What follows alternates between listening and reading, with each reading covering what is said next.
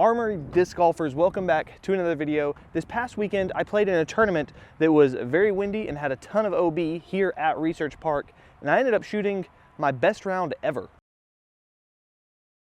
And today I'm going to show you a couple of discs and give you a couple of tips because I believe that you can too. Let's get into it.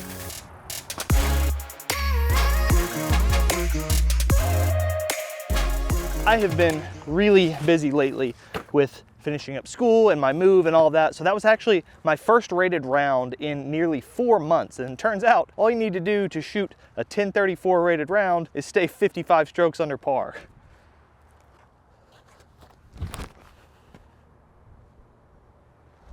We had a par 100 layout here at Research Park, and by that I mean it was a normal layout that we just set everything to like par 5s, 6s, 7s, things like that. Ridiculous things. And I know people are going to wonder this and think it, but no, this does not affect or change ratings in any way. Yes, we contacted the PDJ and asked them about it beforehand. I mean, you can go back and look at the event results. Ratings are all normal for the event. Well, pretty normal. I mean, I had the best day of my life, but we're going to talk about that over the next couple minutes. I really don't believe that I'm that great at disc golf. I mean, I know that I'm a solid player, but I don't think that I do anything particularly special, and that excites me because number one, it means I have a lot of room to improve and get better, but two, I think that it shows that you don't have to throw 500 feet or have to make 75-foot putts or do crazy things in order to score and rate really well. And so those are some of the things that I want to share with you today, how normal people like you and me can have these really good rated rounds, particularly in situations like Saturday where it's really windy and there's a lot of OB in play. A huge thing when it comes to scoring well, especially on windy days, is having an overstable disc that you can trust. And I particularly want to highlight the Prodigy A2, which I believe is the best overstable approach disc in the game. I bag a 300 plastic A2 because the 300 plastic is stiff enough to where it's not floppy in your hand the way sometimes premium plastics can get, but it's also soft enough to grab the ground. I think that it's a really good medium, and it comes in use for other situations that we'll get into in just a little bit. But having a disc like this that I can trust to throw firm and it's not going to flip over, it's going to reliably go where I expect it to go, is massive when you're trying to land on tiny islands and when the wind is blowing all around you.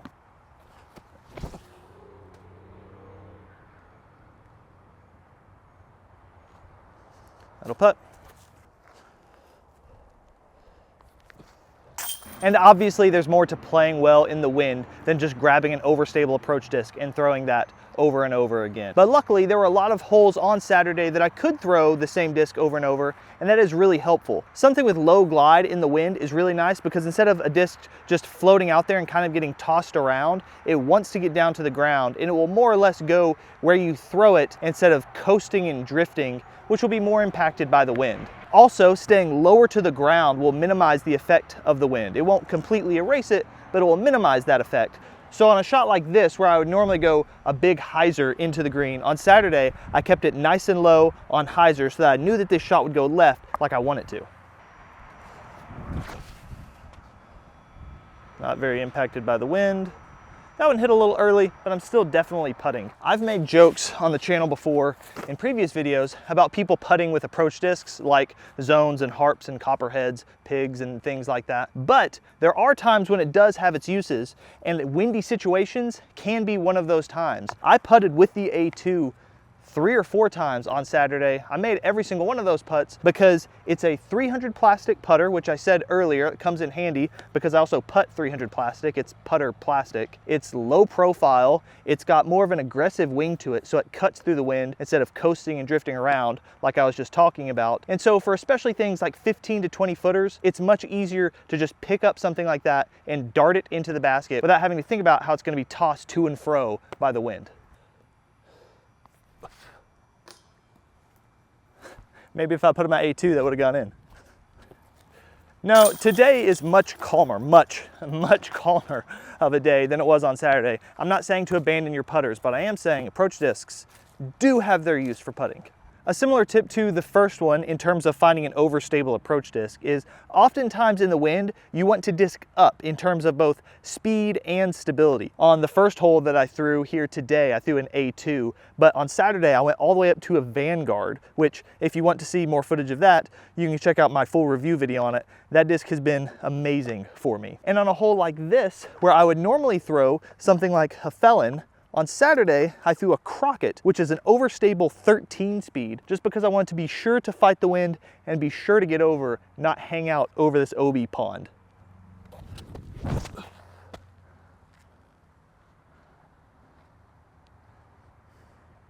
That's a very overstable disc, and normally that would be too much for me on this hole. I would rather throw something like a Felon that I feel like I have more control over. But when it's really windy, it's nice to have a disc that, again, you know is going to push and is going to break over, instead of having a disc that you really have to put everything behind and hit the angle just right so that it doesn't flip or so that it doesn't coast too far, etc., etc. An important caveat to that is that if you're throwing into a tailwind, you can actually disc down in speed, down in stability, and a tailwind will keep understable discs flying straighter and will keep slower discs flying farther. But if you're in a headwind or a swirling wind or crosswinds, most of the time you want to go up in stability to ensure that the disc flies how you know it should.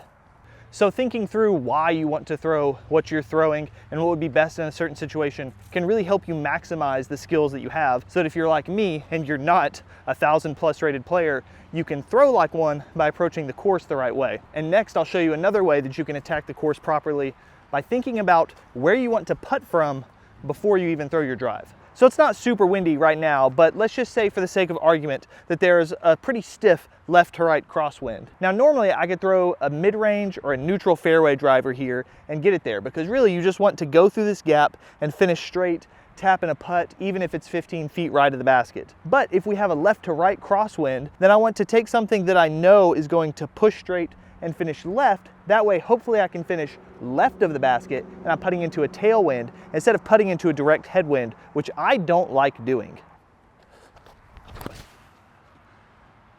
That's going pretty straight, and now it's gonna flare off to the left, which now isn't perfect, but in this situation that we've created where we have this left to right crosswind, now I'm putting into a tailwind instead of that dreaded headwind. Now, two quick things while we're walking down here. One, you also need to consider the fact that a left to right crosswind is going to push the disc down if you're a right-hand backhand player throwing on hyzer, because the top of the disc is being exposed to the wind. If you throw an anhyzer into a left to right crosswind as a right-hand backhand player, then the wind is going to really push that disc off to the right. So it's important to know what crosswinds do to a disc as well as a headwind. Number two, I do realize that I have some skill in disc golf and that it does come down to actually executing some of these things at some level. But if you set yourself up well mentally with a game plan, if you think through why you're doing what you're doing before just going out and throwing discs at the basket, you can really set yourself up for success and make the game a whole lot easier on yourself.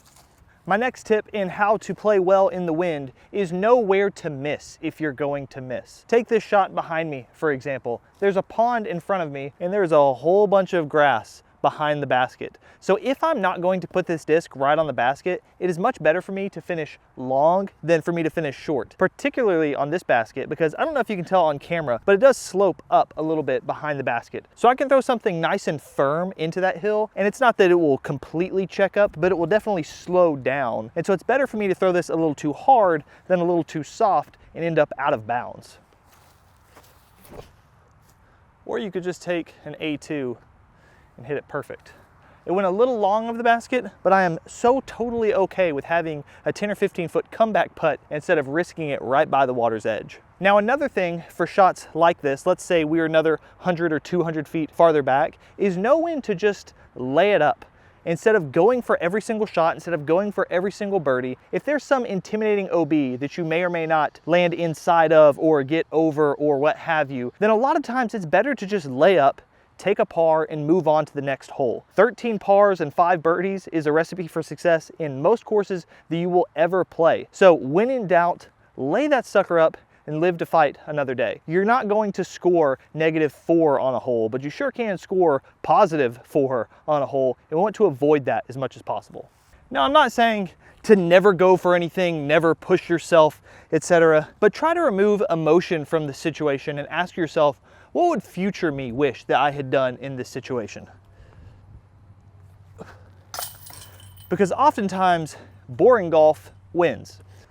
Well, I say you can't go 4 under. I guess if you're playing in a par 100 event, you absolutely can go 4 under on a single hole. But typically, that's not going to happen. Now, my final piece of advice is to limit your molds. I think this is good advice just in general, but particularly when you're playing in adverse conditions. If you have a mold or a couple molds that are really working for you, if it's reasonable to, I encourage you to continue going back to that well, get that disc that's gelling with you, and keep throwing it over and over, because you can refine it throughout the course of your round and really hone it in to get closer to the basket and to give yourself more scoring opportunities. Oh, I gotta go quick. Camera is overheating, so we gotta get this thing set up and get a shot off.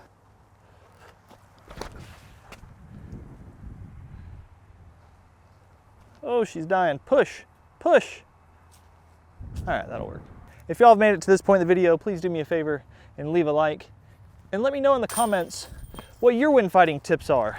We all have room to improve, and I'd love to hear from you. Now get out there and conquer the wind.